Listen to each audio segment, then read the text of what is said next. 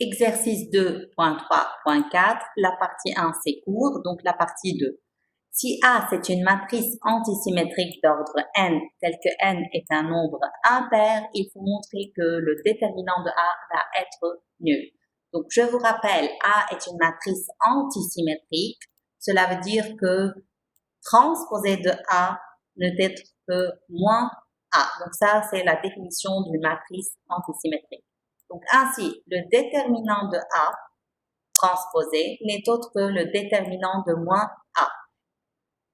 Déterminant de moins A, puisque A c'est une matrice carrée d'ordre n, ce n'est autre que moins 1 à la puissance n fois déterminant de A. Pourquoi? Je vous montre la propriété. On a que déterminant de lambda A, c'est quoi? C'est lambda n déterminant de A. Avec n, c'est l'ordre de la matrice A. Donc ça, c'est une propriété du cours et on a déjà appliqué ça à l'exercice 2.3.1. Donc ainsi, on aura le déterminant de la matrice transposée de A n'est autre que moins 1 à la puissance n déterminant de A. Or, le déterminant de la matrice transposée de A n'est autre que le déterminant de A.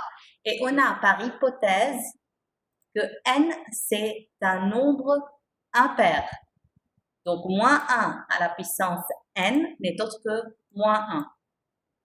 Donc, on aura moins 1 à la puissance n qui est moins 1 et déterminant de A, donc déterminant de A. Ainsi, on aura déterminant de A égale moins déterminant de A.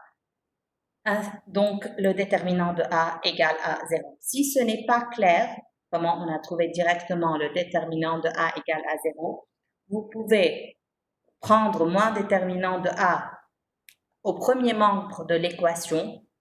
Donc, vous aurez, si vous voulez, 2 déterminants de A égale à 0. Donc, puisque 2 déterminants de A égale à 0, ainsi déterminant de A égale à 0.